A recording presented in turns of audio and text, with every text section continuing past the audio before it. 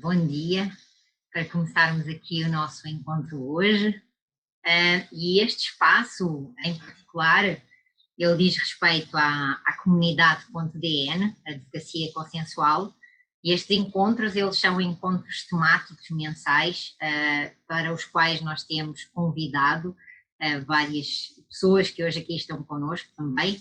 Então, nesse sentido, eu agradeço a vossa presença, o vosso interesse e também a vossa participação.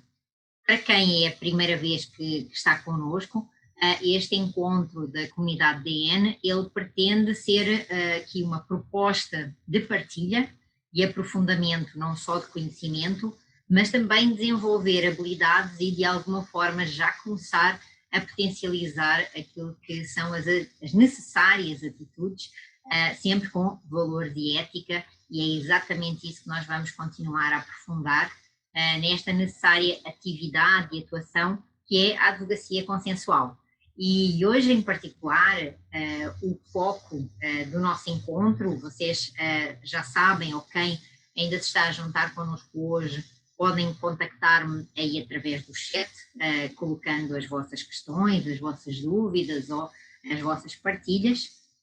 E hoje, em particular, o nosso foco é falarmos sobre advocacia extrajudicial e advocacia consensual, especificidades e diferenças. E qual foi a razão de ser pela qual este tema me pareceu que era muito oportuno e, além de muito oportuno, muito necessário, porque de uma forma inconsciente nós temos escutado muitas pessoas dizerem que são advogados extrajudiciais, outros que são advogados consensuais, outros que são advogados colaborativos, e cada vez mais aquilo que eu sinto é a necessidade de esclarecer o que é que são esses modelos de advocacia, o que é que são essas práticas, e que muitas delas não limitam o exercício das outras. E cada vez mais nós precisamos de entender qual é que é o contexto em que estamos a viver, e além do contexto em que estamos a viver, como é que podemos potencializar a prática da advocacia, até porque não é raro escutar advogados a dizer que vão deixar de advogar porque não têm o perfil necessário para o judiciário, ou outros dizerem que não se sentem confortáveis a serem beligerantes. E isso leva-me a concluir que muitos dos profissionais do direito, muitos profissionais da advocacia, não têm ainda a visão do mapa sobre as várias saídas e as várias formas de nós advogarmos.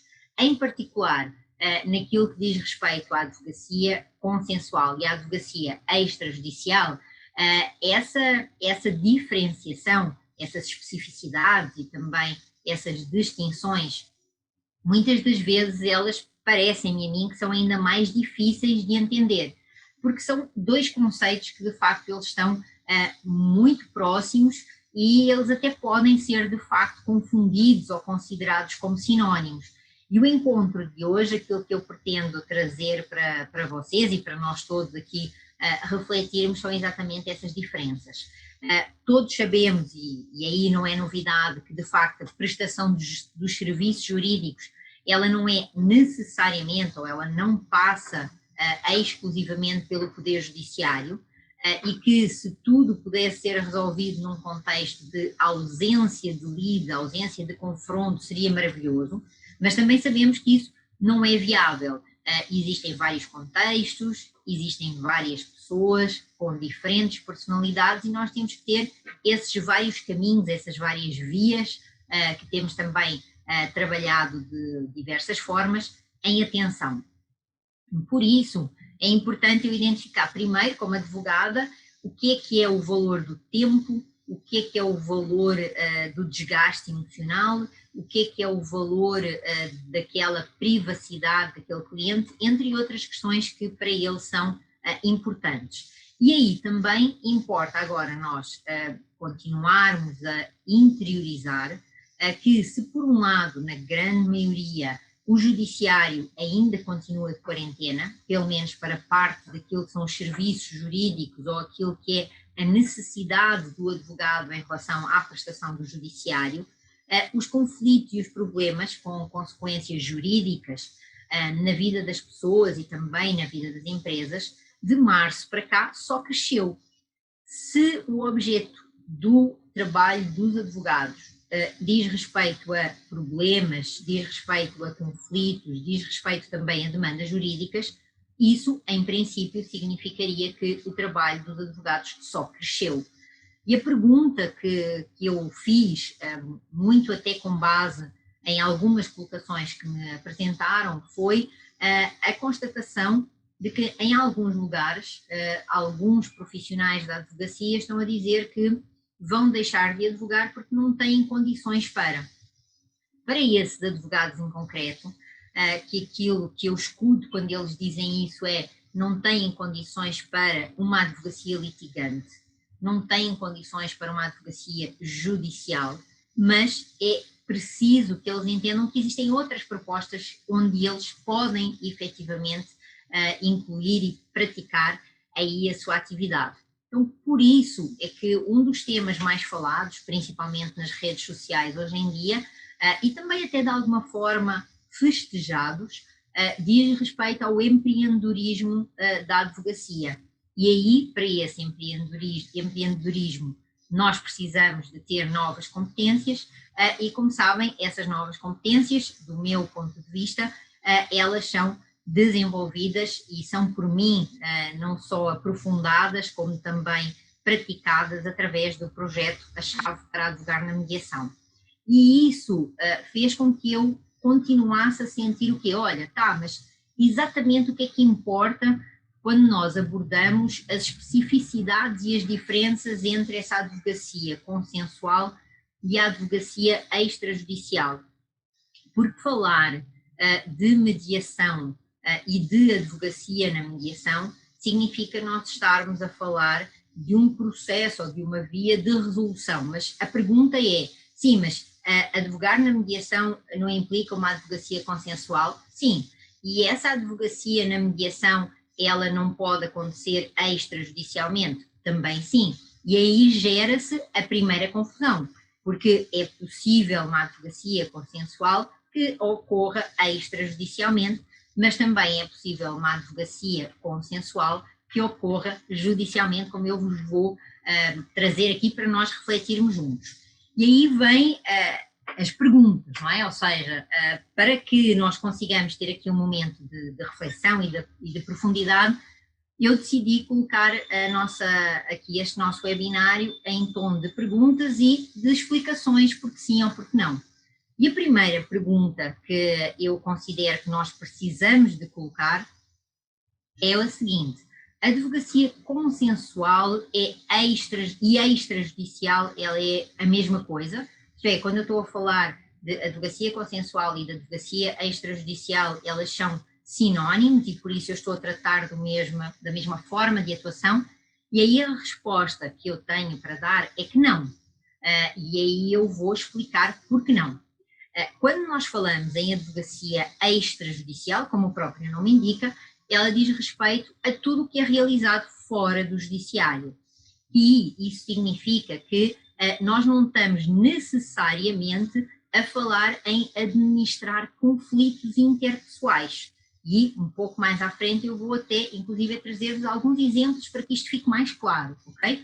Já a advocacia consensual, ela diz respeito a esse modo de se tomar uma decisão que está associado a problemas que não têm ou que, de alguma forma, para que ela seja consensual, implica que os argumentos em contrário ou as objeções foram ultrapassadas e, por isso, elas passaram a representar pensamentos comuns de duas ou mais pessoas, isto é, aquela declaração ou aquela situação, ela foi aprovada ou ela foi decidida em consenso. Então, vejam que qualquer uma destas duas observações, elas implicam que uma ou mais pessoas tinham ali um confronto e, nesse confronto, na resolução desse confronto interpessoal, surgiu um consenso. Então, com isso, nós já estamos aqui a começar a ter uma diferenciação, certo?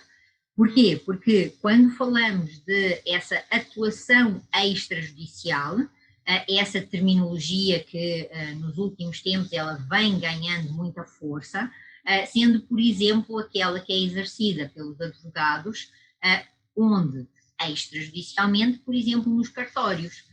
E essa grande vantagem desta nova forma de advogar, ela consiste em trazer mais rapidez, mais agilidade e também uma correlação entre algumas práticas de alguns serviços que hoje em dia é obrigatória a presença do advogado, mas que são serviços notariais ou serviços registrais.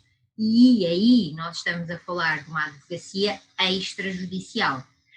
Os cartórios em particular, que prestam serviços onde é não só viável, possível, como muitas das vezes, como eu estava a dizer, legalmente obrigatória a presença do advogado, ela traz a construção de uma nova atividade, de uma nova atuação, em especial nesse advogado empreendedor que consegue individualmente solucionar uma série de questões e de situações onde não existe conflito e onde eventualmente nem existe inter-relação ou interdependência. E isso é algo que é relevante e importante de nós falarmos, porque essa prática, ela retirou alguns dos atos e algumas das situações que antes precisavam de ser colocadas, precisavam de ser judicializadas, elas de facto foram simplificadas.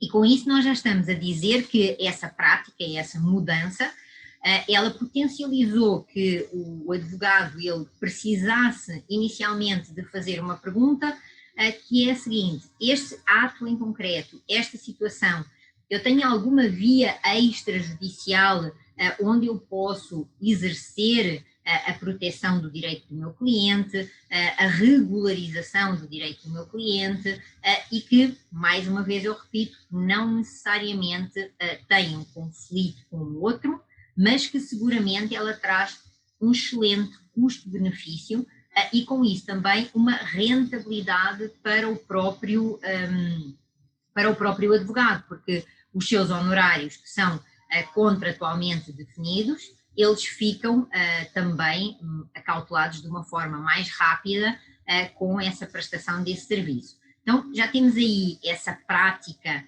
da advocacia extrajudicial, até porque os cartórios, nós costumamos dizer que eles estão presentes na vida de todas as pessoas, desde que nascem até ao seu óbito, não é? E por conta dessa correlação, aquilo que nós estamos a dizer é que, para além dessa situação do nascimento e do óbito, nós temos também a questão de outro tipo de situações que podem ser, eventualmente, por exemplo, escrituras de separação, ou escrituras de divórcio, ou dissolução de união estável, eventualmente até inventário, que podem ser todas elas realizadas por tabelião de notas, com a presença obrigatória do advogado e as quais são totalmente e absolutamente mais céleres e também com isso menos onerosas.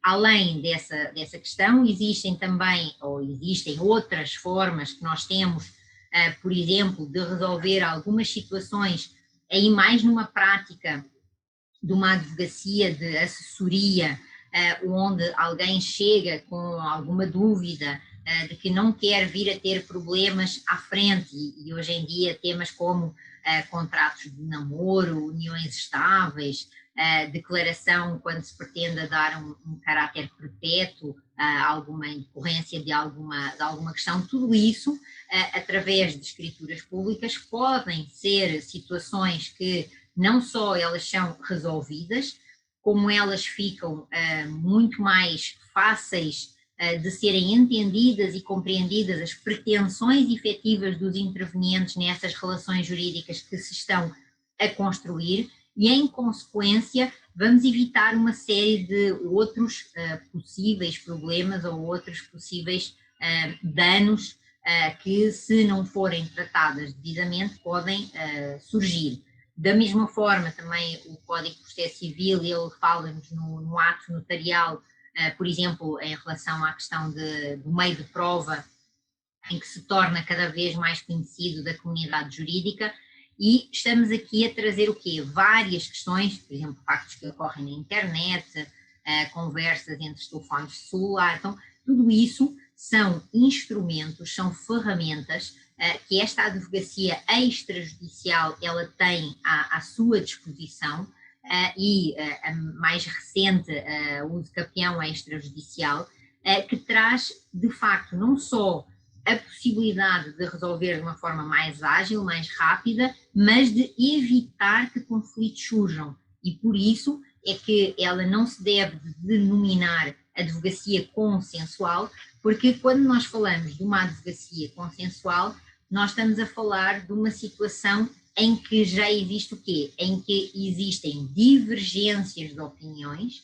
em que existem percepções diferentes da mesma situação, e nessa questão em concreto, aquilo que esse advogado consensual vai intervir é no sentido de buscar a consensualidade, isto é, de buscar anuências, de buscar conformidades, de buscar consensos, que pode estar relacionado não só com todos aceitarem aquela decisão a que se chega, ou a maioria aprovar essa decisão a que se chega, e aí vai depender muito daquilo que estamos aqui a trazer em termos da situação em concreto. Bem, boas-vindas a quem entretanto chegou e se juntou a nós. Obrigada aí pelos vossos comentários. Temos várias pessoas de vários lugares do Brasil e de fora, como é nosso costume aqui. E aí vamos para a nossa segunda pergunta. E a segunda pergunta que eu coloquei aqui sobre este tema da advocacia extrajudicial e consensual é, ok, mas não será que a advocacia extrajudicial ela é sempre consensual? E aí a minha resposta é que não, e eu também vou explicar porquê.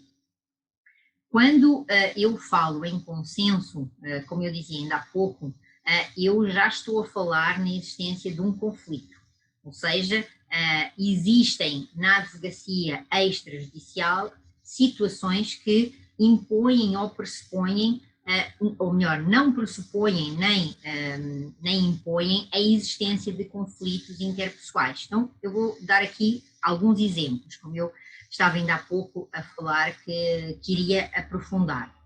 Por exemplo, a advocacia consultiva e a advocacia de consultoria jurídica. Quando alguém vai fazer um contrato de trabalho, vai fazer um contrato de aluguer, e ele deve, nessa também prevenção da situação, buscar o trabalho de um advogado para ele entender aquilo que ele está a assinar, para ele verificar se de facto aquilo que ele tem como ideia é o que consta nesse contrato, ou se existe de outra forma alguma outra situação que venha ou que seja necessário alterar, modificar, complementar. Por conta dessa situação, nós podemos então aí afirmar que de facto a advocacia extrajudicial ela nem sempre é consensual, porque nem sempre existe necessariamente um conflito para que seja necessário o consenso. E por isso esta diferença que eu vos estou a trazer. E aí entramos já na outra pergunta, que é, e a advocacia consensual, ela é sempre extrajudicial? E aí também aquilo que eu preciso de trazer como resposta é nem sempre.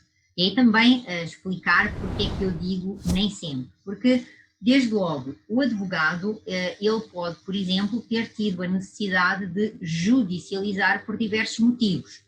Eventual desconhecimento de paradeiro, de endereço, domicílio, em Portugal nós falamos em ausente, em parte incerta, ou a prescrição de alguns direitos que vão acontecer e há necessidade de judicializar, a impossibilidade de alguma comunicação, a recusa nessa comunicação ou outro impasse que fez com que houvesse a necessidade de judicializar, ou seja, de iniciar um processo judicial. Mas nem por isso, pelo facto desse advogado ter iniciado um processo judicial, significa que ele não vá exercer e atuar com uma advocacia consensual. Isto é, aquela advocacia que pretende encontrar uma solução que não seja necessariamente uma sentença, mas ele tem a sentença e ele tem o judiciário como uma alternativa que ele já estimulou para que consiga conversar, negociar e até às vezes é necessário para que as pessoas sejam obrigadas a sentar. Por outro lado, nós também temos advogados que podem ter sido contratados para um processo judicial que já está em curso. E aí é interessante entender e identificar que a contratação de um advogado consensual num processo que já está em curso pode ser exatamente com esse objetivo. O objetivo de trabalhar a construção de um consenso, de uma resolução efetiva daquela situação que não seja necessariamente esperar que a sentença seja proferida. Sobre este ponto em concreto, eu recordo de alguns advogados com quem trabalho de me dizerem que tinham N processos no judiciário e que não sabiam o que é que haviam de fazer perante aquilo que foi as portas encerradas do judiciário.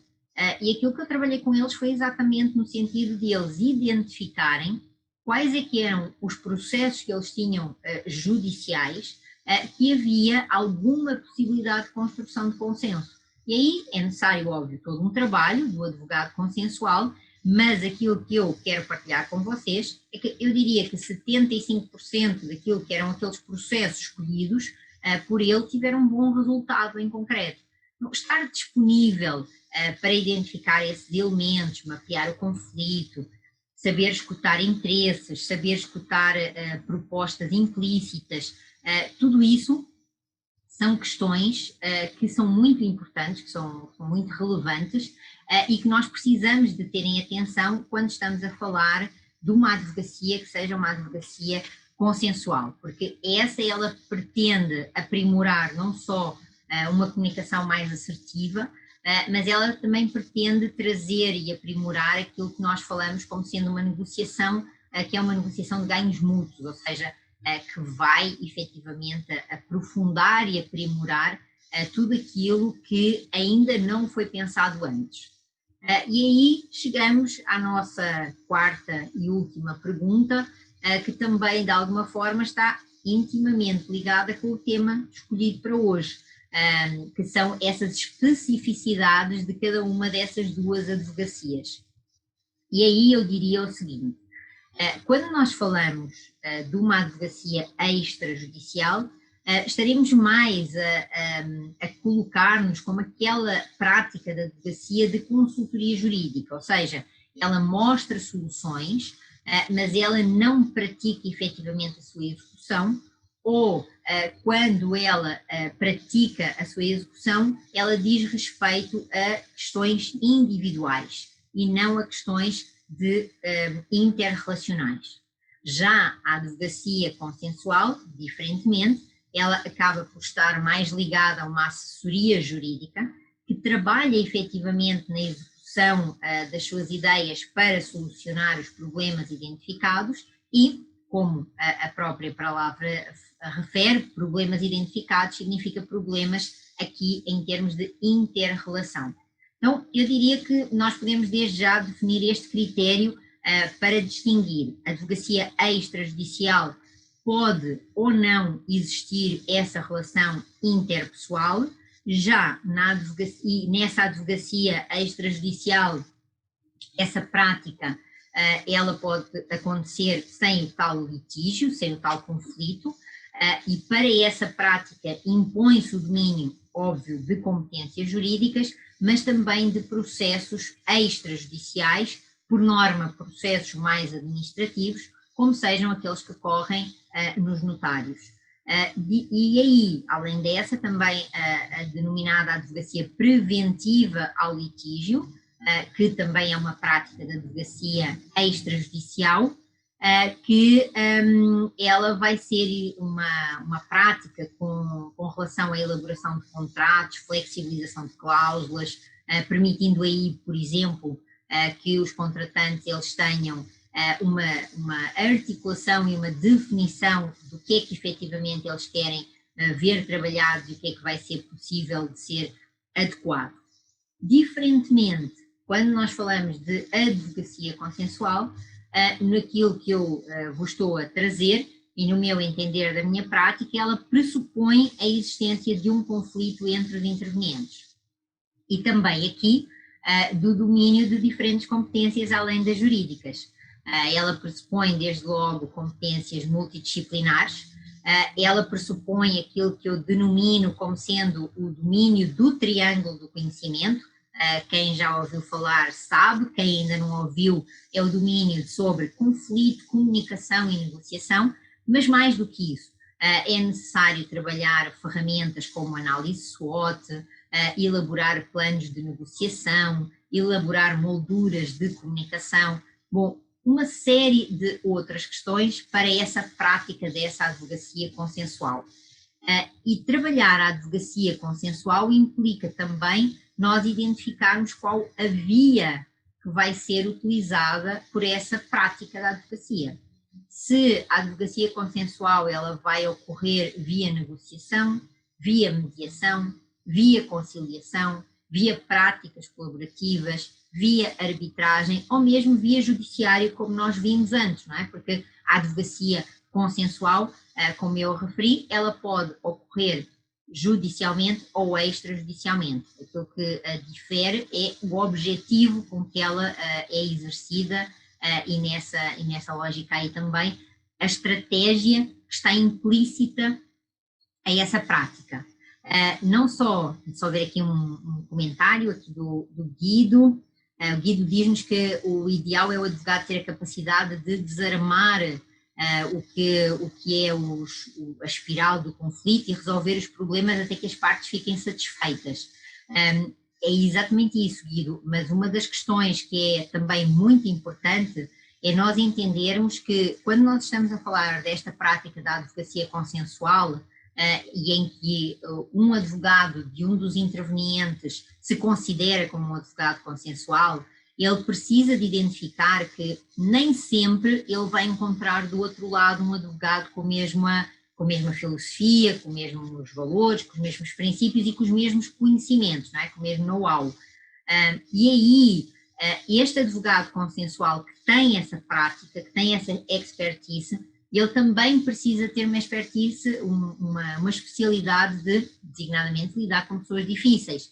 Essa é uma das questões que nós desenvolvemos em relação à prática da advocacia consensual.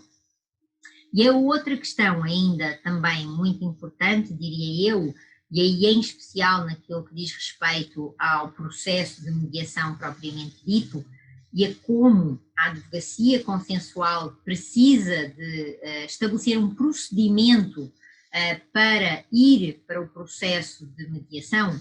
Em primeiro lugar, ela precisa de começar por identificar se existe ou não uma cláusula de resolução de conflitos e nessa cláusula de resolução de conflitos quais vias foram consideradas. Depois disso, ela precisa de fazer a identificação de avaliar se o uso, no caso do processo de mediação para a prática da advocacia consensual, é o método mais adequado.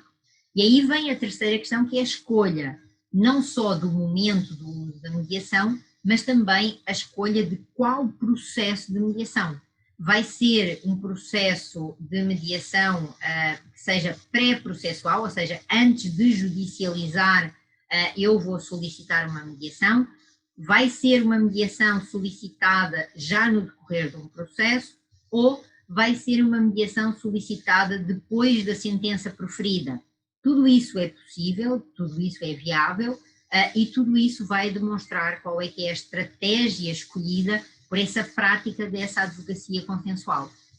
E aí também fazer a escolha sobre qual mediação vai ser usada. Vai ser usada uma mediação judicial, vai ser usada uma mediação privada.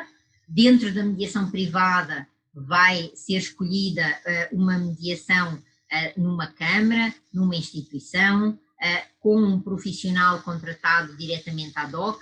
Qual será essa escolha? Qual será esse modo de realizar a sua atuação como advogado consensual? Então, vejam que estamos a falar de facto de uma prática da advocacia que é especializada e que necessita aí de aprofundar estratégias, não só de duração do processo, mas também estratégias que se apliquem a cada etapa do processo de mediação. E aqui, mergulhando um pouquinho mais naquilo que é esta advocacia consensual, em especial via processo de mediação, o advogado entender que, primeiro, ele tem que fazer uma análise prévia jurídica, óbvio, da situação, e ele tem que estar sempre pronto, ele tem que estar sempre preparado, não só para que o seu cliente entenda que existe ali toda uma estratégia, toda uma definição relativamente a um resultado que se quer alcançar, mas que também existe uma preparação para, se for necessário, escolher um outro caminho. E isso significa que é necessário haver uma grande cumplicidade entre o advogado e o seu cliente. Uma grande cumplicidade e uma grande confiança, uma grande segurança de que está sendo feita uma efetiva preparação, de que essa preparação tem sentido porque o objetivo que se quer alcançar, só dessa forma ele é possível ser alcançado, e por isso é que nós vamos para o processo de mediação. Seguramente a negociação não deu certo, seguramente existem outras alternativas, mas não são as melhores, e por conta disso nós vamos então, o advogado vai ter que fazer esta preparação do seu cliente. Nessa preparação do seu cliente e articulando o convencimento dele de que o processo de mediação é o método mais adequado, como a mediação precisa de todos os intervenientes e a mediação ela é voluntária, há essa necessidade de convencer o outro colega a esta prática de uma advocacia consensual. E aí é necessário nós sabermos justificar ao outro advogado e advogada quais as vantagens, quais os benefícios, porquê desta escolha e, de facto, convencê-los a experimentarem o processo de mediação como uma das possíveis vias de resolução. E isso é também em função desta prática, desta advocacia consensual. Convencidos todos do uso do meio, do uso da via, convencidos todos de qual o melhor momento para usar a mediação e qual o melhor método para usar a mediação e qual o melhor profissional para realizar aquela mediação, vamos então começar a fazer uma outra preparação, que é a preparação do cliente para as etapas do processo de mediação. Porquê? Porque ele tem que entender que inicialmente nós vamos ter aquilo que se chama uma confirmação dos combinados, ou seja, não só a compreensão das regras do processo de mediação, mas também a confirmação de que nós aceitamos essas regras e que queremos trabalhar de acordo com essa proposta, que o nosso cliente está disponível a assumir essa responsabilidade e essa responsabilização, e também que aquilo que nós vamos precisar de identificar é logo quem vai começar primeiro a falar. Vai ser o advogado, vai ser o cliente, o que é que nós os dois, cada um de nós vai dizer. E além disso, além de o que é que cada um de nós vai dizer, também é muito importante nós entendermos sobre o que é que nós queremos ouvir do outro. Quais é que são as informações que nós não temos, quais é que são as questões que eles, por alguma razão, não passaram, e que é importante nós ficarmos alerta para identificarmos e para sabermos. Essas são algumas das definições e das orientações que o advogado tem que trabalhar inicialmente com o seu cliente para que ele compreenda que o processo de mediação, desde o primeiro momento até ao final, é sempre estratégia e que nós podemos ir, porque como ele é flexível e ele é informal, nós podemos ir mudando a nossa estratégia de acordo com os factos que vão acontecendo. E aí aquilo que eu acho interessante de nós entendermos nessa prática da advocacia consensual é que nós vamos poder dizer ao nosso cliente e deixá-lo à vontade que ele não precisa de ficar constrangido se ele mudar de opinião. porque a prática da advocacia consensual é exatamente esse o seu propósito e é exatamente esse o seu objetivo final, é auxiliar o cliente a sair da posição, não é? Aquilo que ele diz que quer, para que ele consiga trabalhar aquilo que nós denominamos como os interesses e as necessidades, a fundamentação, aquilo que está por detrás, aquilo que está por debaixo, aquilo que está encoberto muitas das vezes e às vezes até também, ou por vezes até também, é desconhecido do nosso cliente.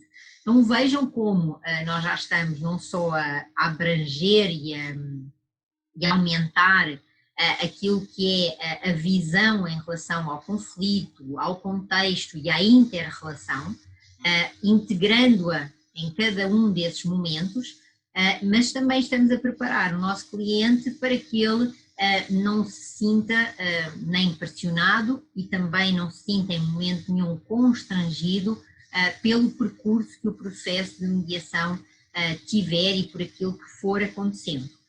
Uma outra questão que também é interessante, penso eu, aqui neste momento, é nós identificarmos quais é que foram as dificuldades na negociação, porque se houve a necessidade de recurso a um processo de mediação pela advocacia, em especial pela advocacia consensual, porque a advocacia consensual, a primeira via que escolhe é a via da negociação, ok?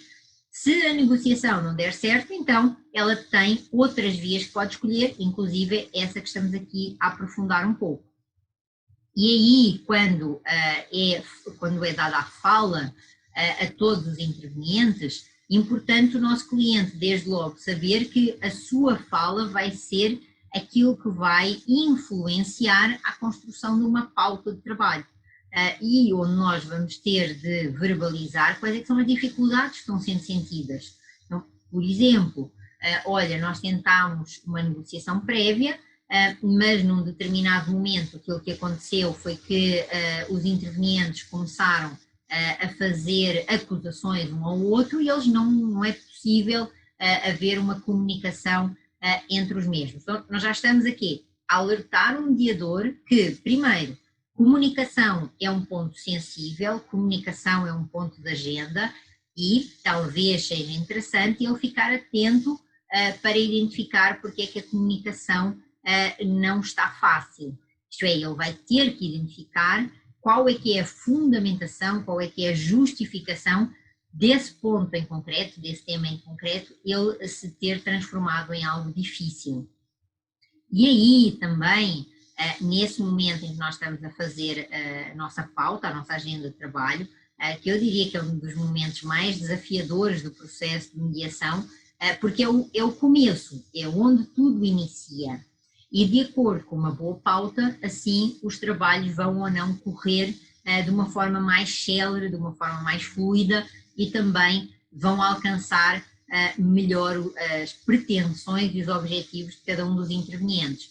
Porque essa advocacia consensual, ela sabe, em especial quando ela escolhe um determinado processo que, em particular na mediação, o acordo não é o objetivo primeiro, mas é a consequência desejável e por isso é que o cliente e por isso é que o advogado indicou o processo de mediação. Então ele sabe que não é um processo de resultado, que é um processo de meio, mas esse meio é para, com a pretensão de se chegar a um fim, seja esse fim com acordo, sem acordo, com acordo provisório, acordo definitivo, acordo parcial ou acordo total. Mas existe ali uma pretensão de chegar a um final e que esse final seja melhor do que a forma como começaram. Aí a outra questão que também é muito importante, desde logo, essa prática da advocacia consensual, em especial via mediação, elucidar o seu cliente de que nas reuniões individuais, ou melhor, que o trabalho, o processo, ele pode ser construído, ele pode ser realizado, ora através de encontros conjuntos, ora através de sessões individuais. E que, quer umas, quer outras, têm por objetivo principal aprofundar o contexto, identificar quais é que são os diferentes problemas que eles até ali ainda não conseguiram ultrapassar nem resolver, e além disso, também quais é que são as necessidades que eles efetivamente têm para serem resolvidas. Todas essas questões, elas vão ser apresentadas pelo mediador e pela mediação, elas vão ser colocadas e desenvolvidas, e também existe aí uma outra situação que importa ter em conta, que é a possibilidade de se ir adaptando e de se gerir informação confidencial. E isso é muito interessante, principalmente quando nós temos situações que podem ser vistas pelo outro lado como má-fé, podem ser vistas pelo outro lado como práticas enganosas, e isso são situações melindrosas, são situações que precisam de ser cuidadas com muita sensibilidade, e que elas podem ser tratadas no processo de mediação exatamente nas reuniões individuais. Até inclusive algumas práticas que podem ser consideradas como práticas indisciplinares ou como práticas infracionais. E isso, de facto, tudo isso pode ter consequências para os nossos clientes, e que é necessário saber utilizar o processo de mediação para dar esse respaldo. Seguida a esse aprofundamento, a essa exploração, aquilo que nós precisamos de identificar e de prepararmos os nossos clientes é que a etapa seguinte, ela é uma etapa onde vai haver uma negociação. Então vejam que nós temos dois tipos de negociação, como eu já tive a oportunidade em um outro momento de partilhar com vocês. Nós temos a negociação enquanto processo autónomo, e nós temos a negociação enquanto uma das etapas do processo de mediação. Qual é que é a diferença? Quando nós vamos para uma negociação, por regra, ou o nosso cliente vai negociar diretamente com o outro, e isso chama-se uma negociação direta, ou nós vamos negociar em representação do nosso cliente. Isto é, nós temos os intervenientes de um lado e os intervenientes do outro que vão negociar, fazer essa tentativa de um consenso, essa tentativa de um acordo por meio dessa prática de negociação. No processo de mediação, como eu expliquei até agora, nós vamos encontrar o terceiro, que é o mediador, que vai estar presente no processo desde o primeiro momento, ok? Então, a partir do momento em que ele é escolhido, ele vai estar sempre no processo e a acompanhar esse procedimento e a comandar esse procedimento, porque essa legitimidade e essa autoridade é do mediador. Quando nós chegamos a essa etapa, a esse momento da mediação, nós já dissecamos aquilo que é o problema, nós já identificamos possíveis interesses de todos os intervenientes, eventuais necessidades que estão ali em cima da mesa, e também já foi começado, ou já se começou a estimular a criatividade para que surjam várias possibilidades de solução, porque inicialmente essa etapa da negociação ela vai ser iniciada sem compromisso. Isto é, nós sabemos que do nosso lado pelo menos temos que trazer uma ou duas opções, uma ou duas propostas de solução, e também, óbvio, que vamos exigir, entre aspas, que do outro lado também haja a mesma postura, também haja a mesma colaboração, também haja a mesma cooperação. E isso é aquilo que faz com que esse momento da negociação dentro do processo de mediação seja um diferencial.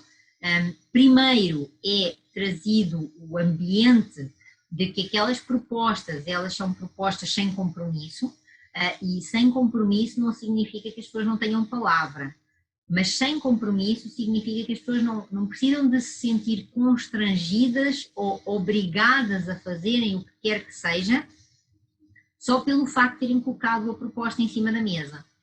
E é muito interessante em relação a esse momento, porque o advogado sabe que o mediador vai transformar essas propostas que são trazidas por ele como propostas do processo de mediação.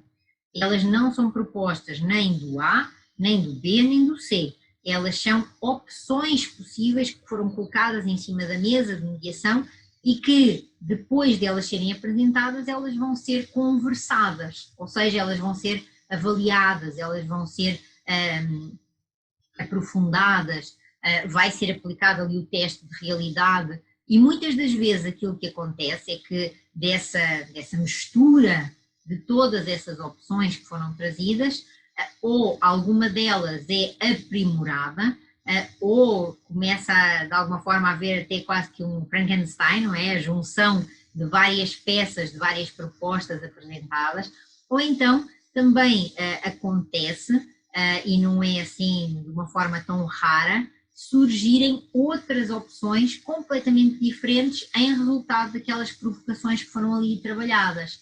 E aí é bem curioso porque quando não existe digamos, uma clareza sobre qual é que é a melhor proposta naquele momento, aí, por regra, aquilo que acontece automaticamente é uma solicitação de uma remarcação da continuação daquele encontro, de forma a que seja viável, a que seja possível estimular a criatividade ou buscar outras informações em outros lugares. Então, tudo isso é trabalho desta advocacia consensual, em particular no processo via mediação.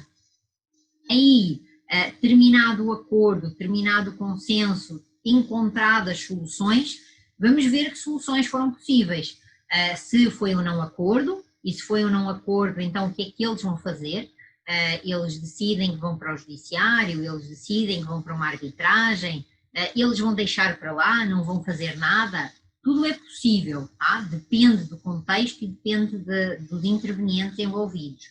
Ou eles podem chegar, como eu referi ainda há pouco, a um acordo, sendo que esse acordo pode ser um acordo provisório. Então vamos fazer uma experiência durante 10 dias, 15 dias, um mês, vamos verificar se de facto estes combinados prévios eles são cumpridos. Se forem cumpridos, então nós voltamos para continuar. Então isso acontece muitas vezes quando está em causa em cima da mesa a perda de confiança. Ou seja, se por algum motivo a confiança foi perdida naquela relação, é necessário restabelecer essa confiança, ou seja, dar um voto de confiança ao outro. E isso muitas das vezes ele é conseguido através deste acordo provisório e deste acordo parcial para identificar se é de facto viável esse restabelecimento da comunicação.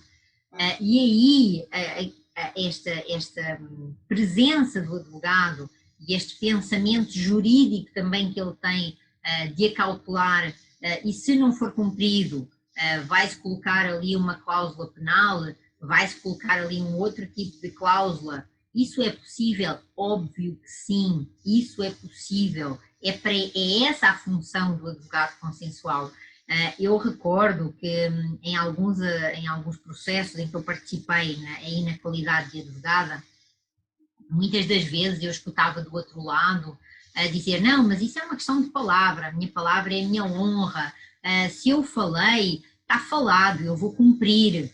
E aí eu deste lado, como advogada do meu cliente que já tinha sido, digamos assim, se sentido que havia sido traído, que sentido que outros negócios não tinham corrido bem e não tinha havido esse cumprimento de palavra, para não colocar isso em causa, a estratégia que eu utilizei, porque já sabia desse passado, foi, olha, independentemente do passado, porque nós estamos aqui para falar do futuro, e partindo do pressuposto que a sua palavra de facto é regra, aquilo que nós estamos a dizer é, vamos colocar essa palavra que é regra e que você não vai falhar e que nós temos certeza que você não vai falhar, num papel. Inclusive, a cláusula penal que você diz que se por acaso não cumprir, você assume essa cláusula e você assume essa consequência. E trazer isto com esta frontalidade, com esta assertividade, é possível desde que este advogado consensual tenha essa expertise, não só na comunicação não violenta, mas numa moldura positiva, e tudo isso faz parte deste momento em concreto do processo de mediação com a ajuda, com o auxílio do mediador. que o advogado treinado e preparado na advocacia consensual, em especial para atuar no processo de mediação, ele vai sim utilizar um mediador, ele vai sim pedir ajuda ao mediador para alcançar os seus resultados, mas isso não significa que ele esteja a violar qualquer tipo de ética, tá? Faz parte do processo de mediação. E dentro daquilo que forem os limites do mediador, do processo de mediação e do que está a ser solicitado, o próprio mediador vai dizer se isso é possível ou não é possível. E aí terminamos com essa conclusão, não é? Que é o momento final do processo de mediação, onde vamos decidir quais os documentos que são necessários, se aquele documento precisa de um ato notarial, se é necessário fazer alguma escritura, se é necessário fazer algum reconhecimento. Então, vejam que esta prática desta advocacia consensual, ela pode ocorrer sim, sempre numa lógica de um ambiente extrajudicial. Mas ela foi uma advocacia consensual na medida em que ela trabalhou o conflito interpessoal, onde o foco foi o consenso. E essa era, digamos assim, a grande diferença e a grande especificidade que eu entendo que nós precisamos de aprofundar e precisamos de começar a entender a diferença dos conceitos, porque tratar coisas diferentes da mesma forma, do meu ponto de vista, significa não darmos dignidade às diversas formas de atuar e também significa que podemos não estar a ir tão a fundo como nós podemos, de facto, trabalhar, desenvolver e ter consequências mais positivas. E era isso que eu tinha para vos dizer. Vou manifestar aqui a minha disposição e disponibilidade também para se tiverem algumas questões, partilhas ou reflexões. Eu já fui aí respondendo a algumas. Obrigada, Simone. A Simone diz que foi muito elucidativo. Temos aí a Luziane, do Espírito Santo, Anchieta, aqui no Brasil. Então, estamos de facto, a Tatiana diz que adorou, obrigada, Tatiana. Eu fico à vossa disposição, como de costume. Ficará gravada, sim, e aqui os nossos webinários, tal como os outros eventos que eu estou a fazer da comunidade DN, eles estão, o ponto de vista, as outras entrevistas, eles estão disponíveis no canal do YouTube. Então, no canal do YouTube do Nascimento.online, vocês encontram disponíveis todos os vídeos e aquilo que de facto eu pretendo é que a nossa comunidade de advocacia consensual, ela cresça e ela entenda que ser advogado consensual não significa ser ou praticar uma advocacia extrajudicial. Ser advogado consensual é de facto muito mais abrangente do que isso. É de facto entender que nós temos todo um oceano, não é? Nós temos todo um oceano com diversas possibilidades de colocarmos em prática o saber jurídico.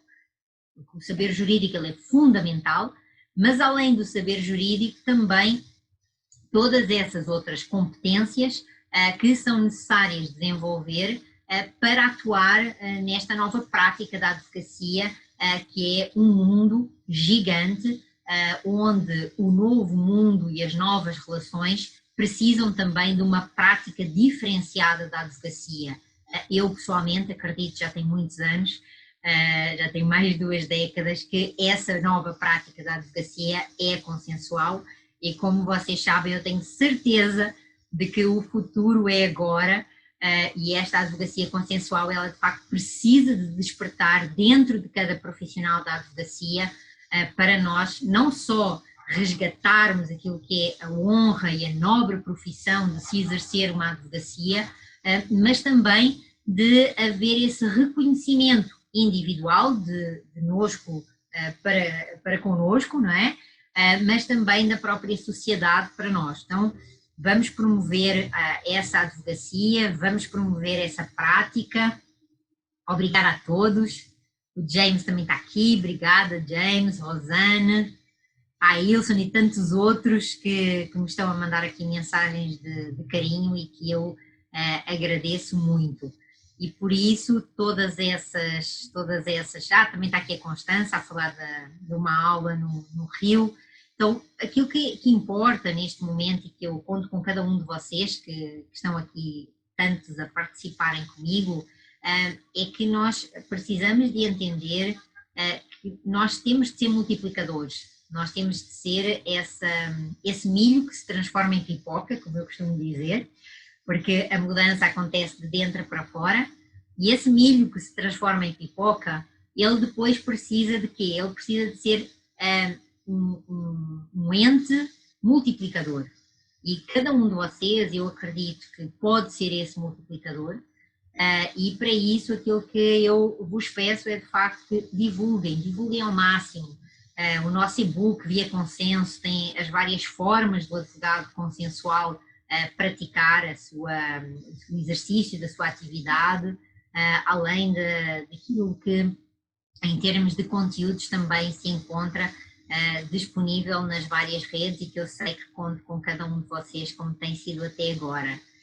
Bom, não havendo então aí mais nenhuma pergunta, vou só dar aí mais um minuto. Obrigada, Maria. Fantástico. Mas ficou bem claro, estão aqui a dizer-me que alguns de vocês que nunca tinham pensado nesta diferença entre a advocacia consensual e a advocacia extrajudicial, da forma como eu trouxe. Obrigada, Daniela. E com isso, aquilo que nós queremos trazer é essa especificidade e essa especialidade. Como um aluno meu recentemente verbalizou, eu sou advogado especialista em métodos consensuais, e outro, eu sou advogado especialista no processo de mediação. Então, escutar isso de vocês é de facto escutar a grata satisfação do exercício desse profissionalismo e dessa exemplar atividade. E é isso que eu vos queria dizer. Bom, da minha parte, eu entendo que nós cumprimos aqui mais uma vez o nosso objetivo, o nosso encontro na nossa comunidade DN, sempre com a vossa presença e também com o vosso carinho. Eu acredito muito que este projeto ele funciona porque ele é um projeto que acaba por ser complementar àquilo que é o desenvolvimento profissional e da formação de todos, e nesse sentido vamos continuar aí juntos, e da minha parte um beijo e um forte abraço, com um desejo de um até já, um até logo e um até breve. Até ao nosso próximo encontro. Fiquem bem.